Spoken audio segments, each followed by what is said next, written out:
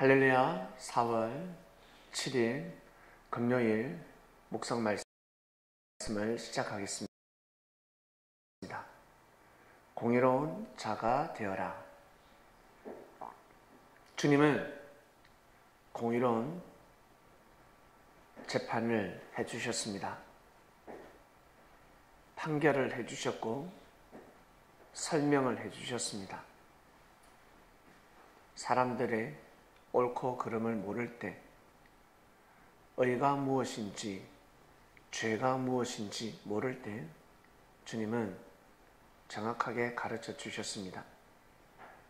제자들이 볼 때는 죄였지만 주님이 보실 때는 죄가 아니라는 말씀도 가르쳐 주셨고, 다른 사람은 몰라도 사랑하는 제자들아, 너희들만큼은 알고 삶을 살아가도록 하라 하셨습니다.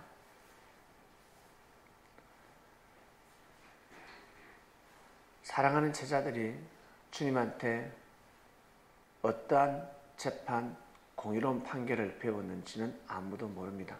성경에 일부만 기록되어 있습니다. 이 말씀을 듣는 그리스도인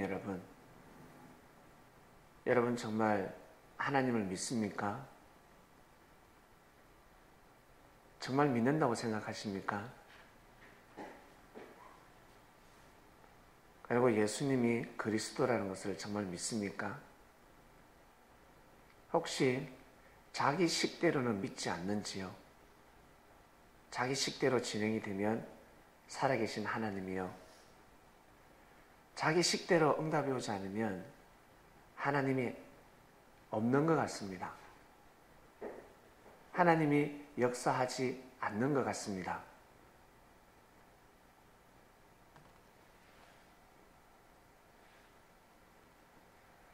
신앙생활 하다가 형제를 통해서 실족했습니다.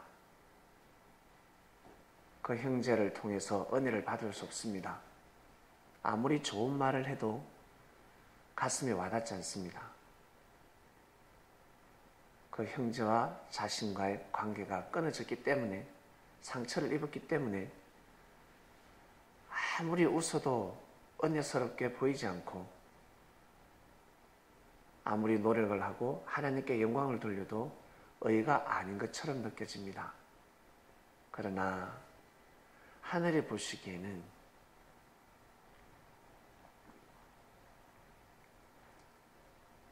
어떠하실까? 우리가 짧은 생각, 짧은 소견으로 하나님 보시기에는 과연 어떻게 생각하실까? 여러분 생각은 어떻습니까?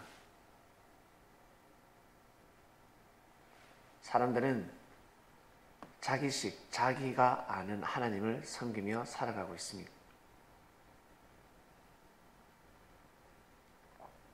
이것을 주관하지 못하면 진정한 삶을 살아갈 수 없습니다.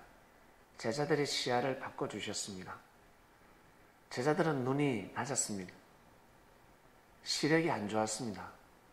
나아가서는 봉사도 있었습니다.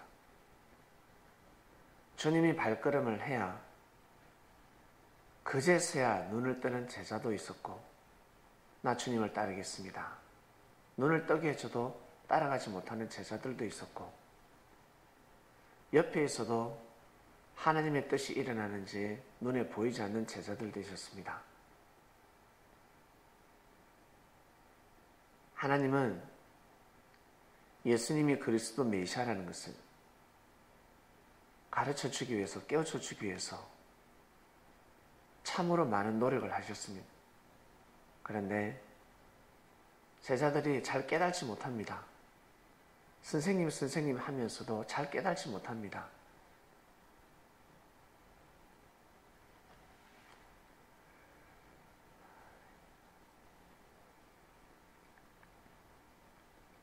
사람들의 눈에는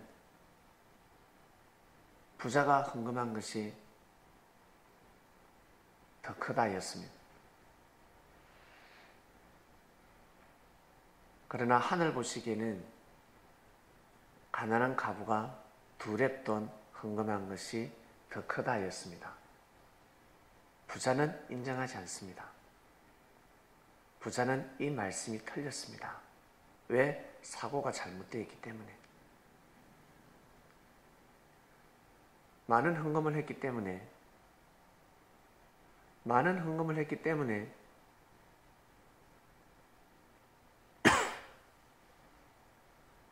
하루뿐만 아니라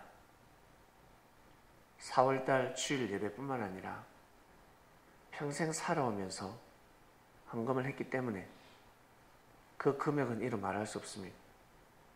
한마디로 열심히 섭리를 띄워왔다고도 할 수가 있습니다. 열심히 하나님 일을 했다고도 할 수 있습니다. 누가 보기에? 자신이 보기에. 과연 그 부자가 가난한 과부가 되었을 때 두레업도를 할 수 있을까? 과연 할 수 있을까? 할 수 없습니다. 그것을 주님이 알고 계시는 겁니다. 그 마음을 보는 겁니다. 부자의 마음을 보는 겁니다. 헌금하는 금액을 보는 것이 아니라 저 부자가 가난해졌을 때는 헌금을 못한다. 그런데 이 과부는 너무나 가난함에도 불구하고 생활비 전부임에도 불구하고 헌금하지 않냐. 그래서 하늘이 보기에는 이 과부가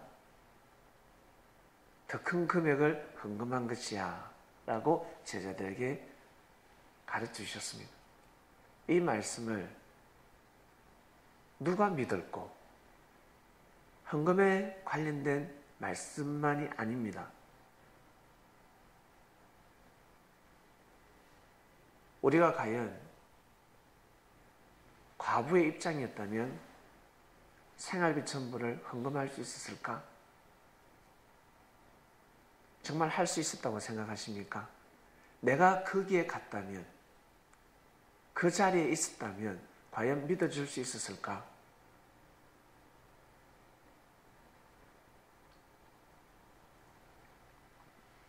성경에 나오는 중심인물들,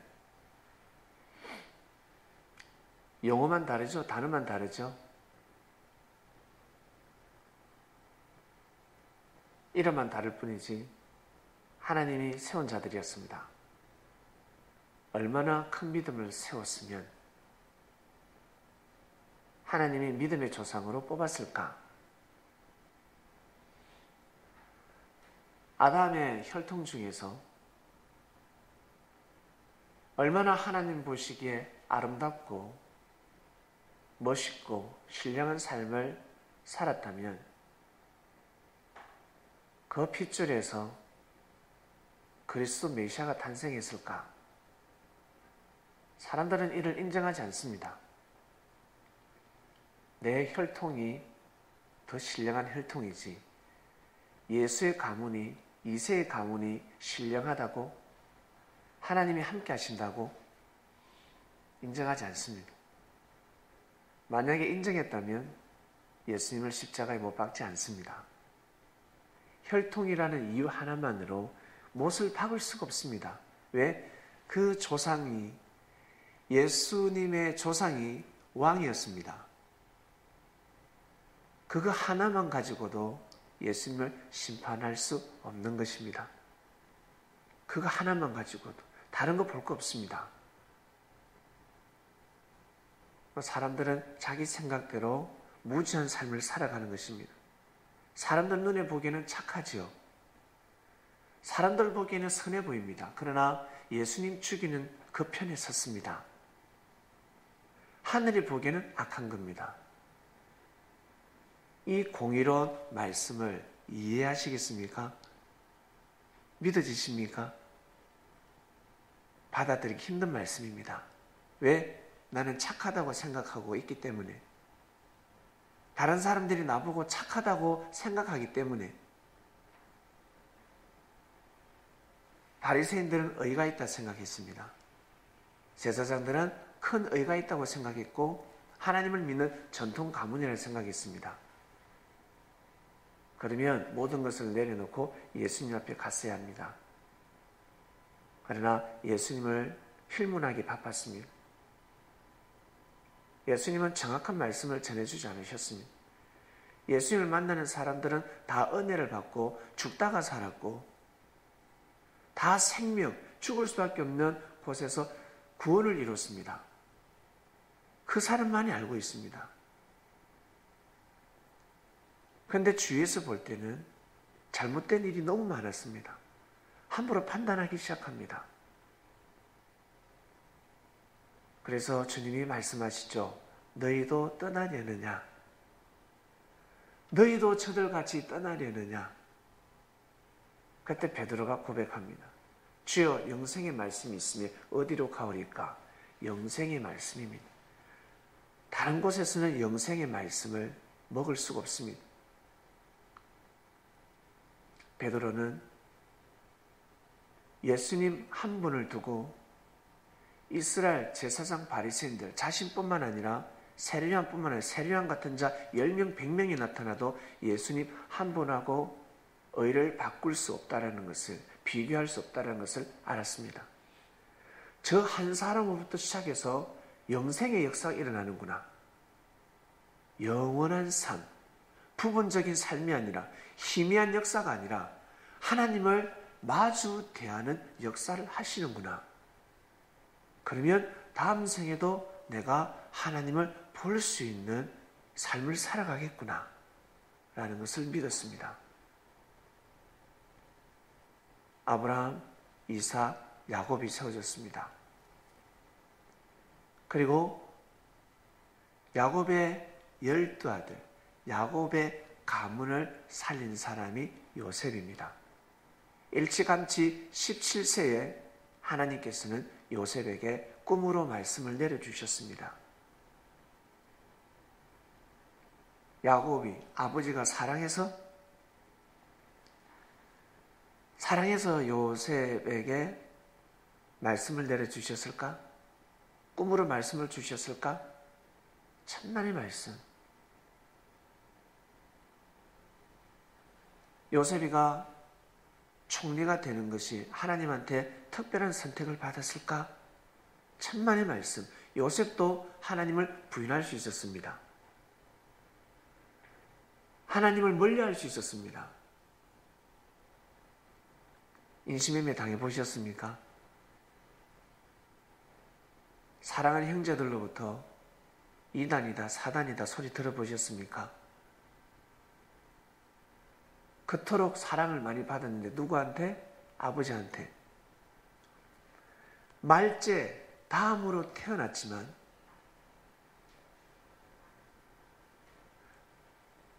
하나님을 사랑하는 마음은 이루 말할 수 없었습니다.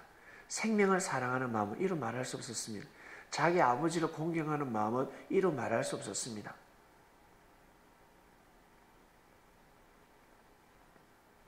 그리고 요셉은 애굽에서 감옥에 들어갑니다. 성경에는 억울한 누명으로 기록되어 있습니다. 요셉이가 하나님을 멀리할 수도 있지 않았겠습니까? 자기를 죽이고자 하는 형, 속으로 욕도 하고 자기하고 마음이 통하는 사람에게 화풀이 됐을 것입니다. 그 형들 병신같이 거짓기시 받았어. 그리고 나를 너무 미워했어. 나 그 눈빛을 잊을 수가 없어. 나한테 함부로 대했던 그 무시하는 눈빛, 그 얼굴빛이 창백해지고 피피처럼 변하고 나를 죽이려고 하는, 무시하는 그 얼굴빛, 말투, 무시하는 말투, 그런 이야기를 하지 않았겠습니까? 주위 사람들에게, 마음이 동하는 사람에게, 요셉을 사랑해주는 사람에게 자신의 그런 노정을 이야기하지 않았겠습니까? 그러나 하나님을 멀리하진 않았습니다. 그 이유 하나만으로 하나님을 멀리하지 않았습니다. 형들이 자기에게 죽이려고 했지만 요셉은 하나님을 멀리하지 않았습니다. 아브라함, 이삭, 야곱이라는 그 가문을 후회하지 않았습니다. 원망하지 않았습니다. 뿌리가 흔들리지 않았다는 거예요. 가지만 파르르 흔들렸을 뿐이지. 근데 어떤 사람은 바람이 불면 뿌리가 흔들리는 사람이 있습니다. 그런 사람은 쓰러집니다. 넘어집니다. 은혜 받을 때는 언제고? 하나님이 살려줬는데 얄팍한 생각으로 흔들리는 갈대가 되어버립니다. 흔들리는 갈대. 그래서 세례요한 보고 흔들리는 갈대라 하였습니다. 그들을 보러 나갔냐? 너 세례요한한테 말씀을 드리는 거 어때? 나를 증거하느냐? 그가 맞지만 아니라 그렇지. 하나님의 보낸 자는 맞다고 하지만 사명자라고는 하지만 아니라고 그러지. 증거 제대로 못하지. 실족해서 그래. 성경에 기록되지 않은 무수한 말씀들이 많습니다. 역사가 일어날 때 감춰진 비밀이 다 드러납니다.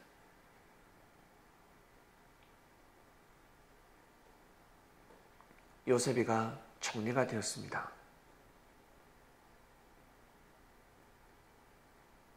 애굽의 백성을 살려줄 자가 바로 왕은 누구라 생각했습니까? 요셉이라 생각한 겁니다. 요셉이 아니고서는 우리 애굽은 죽는다.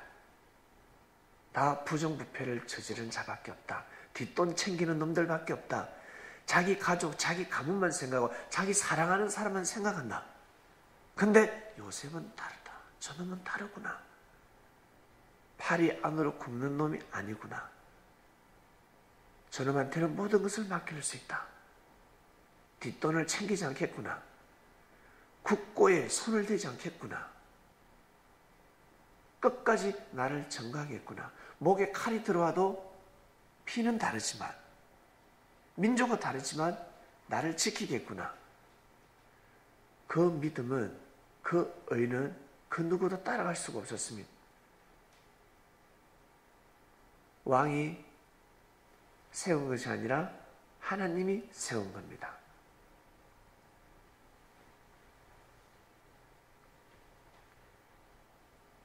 요셉을 대적하는 것은 왕을 대적하는 것이요. 요셉의 허물을 말하는 것은 왕의 허물을 말하는 것이요. 축복을 받을 길이 없습니다. 축복받지 않고 그냥 살아가야 합니다. 내 안에 있는 하나님을 발견할 길이 없습니다. 예수님의 말씀을 듣지 않고서는 내 안에 있는 하나님을 발견할 길이 없습니다. 그래서 인생 허무하고 감사한 삶을 살아갈 수가 없는 것입니다. 사람들은 이것을 몰랐습니다. 예수님은 한 제자에게 전하시는 말씀이 달랐습니다. 믿음을 보고 말씀을 전하십니다. 믿음을 보고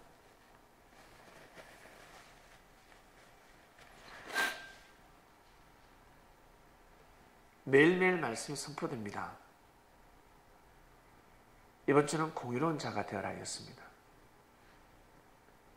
여러분 정말 하나님을 믿습니까?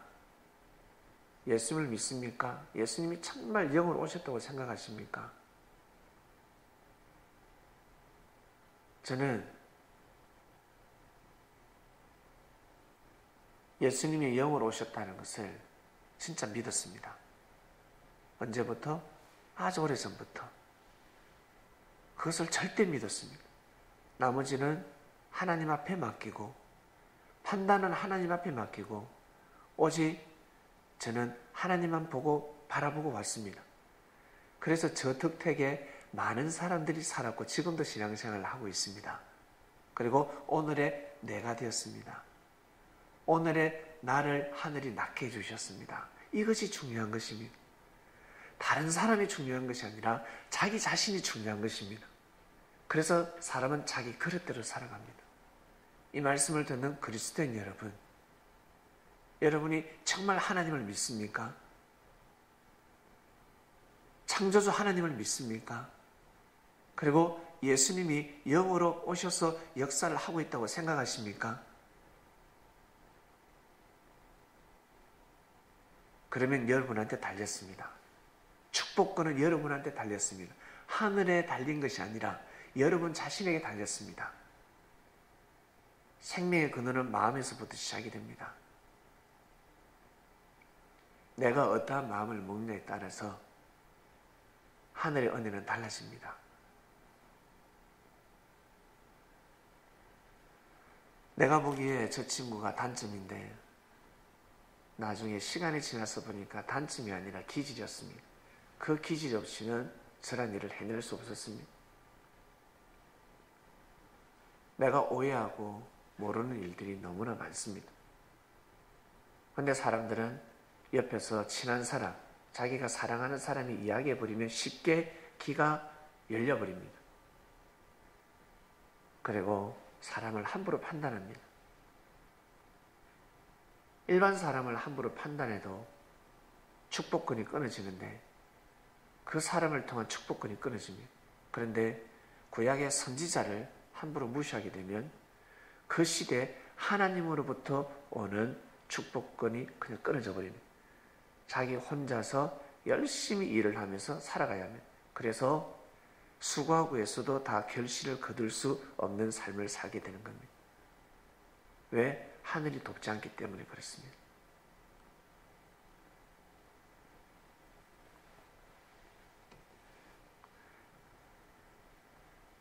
자, 이번 주 말씀, 공의로운 자가 되어라.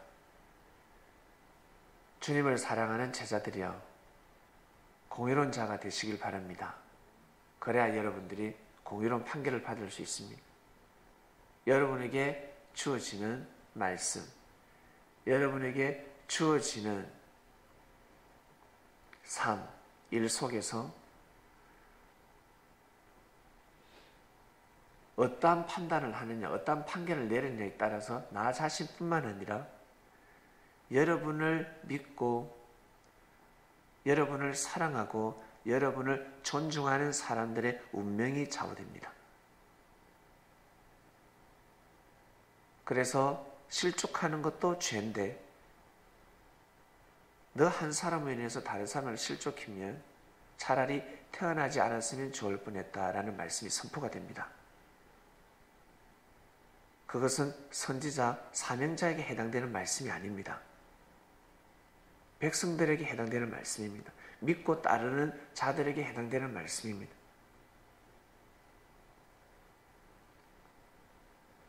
공의로운 자가 되어라 하였습니다. 공의로운 하루가 되시길 바랍니다. 말씀 여기까지 하겠습니다. 하나님 아버지, 공의로운 자가 되어라 말씀이 계속해서 이어지고 있습니다. 하나님은 이번 주에 공의로운 재판을 하십니다. 지금까지도 공의로운 재판을 하셨기 때문에 인류가 존재할 수 있었고 하나님의 역사 또한 존재할 수 있었습니다. 공의로운 생각을 가지지 못했더라면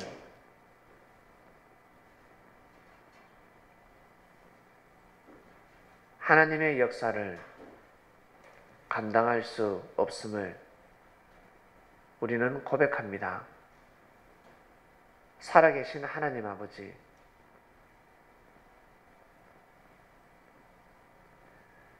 이번 주 저희가 공의로운 자가 되어서 부자가 헌금을 많이 한 것이 아니라 가부가 두렙돈을 드렸는데 육의 눈으로 볼 때는 보잘것없는 가치 없는 돈이었지만 하늘에 보시기에는 전 재산이었습니다. 신령한 눈이 아니고서는 절대 판단할 수 없습니다. 육의 눈을 가진 자들은 판단할 수가 없습니다.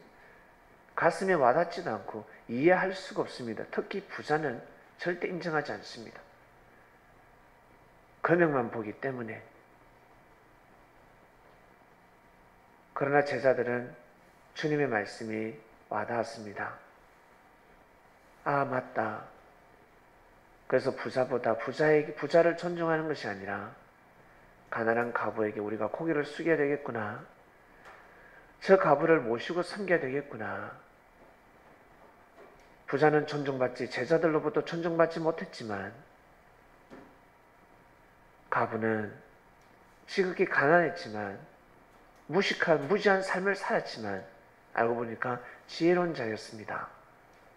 그래서 주님의 말씀을 듣고 고개 숙이고 정말 존중해주고 위해주고 섬겨주었습니다. 그것으로 인해서 이 가부는 평생 동안 하나님을 경외하는 삶, 먹고 살면서 하나님께 영광 돌리는 삶을 살 수가 있었습니다. 어렵고 힘들 때 자기의 모든 것을 하늘 앞에 드렸습니다. 그처럼 물질뿐만 아니라 삶을 살아감에 있어서 정말 드릴 수 없는 인생, 드릴 수 없는 그 시간,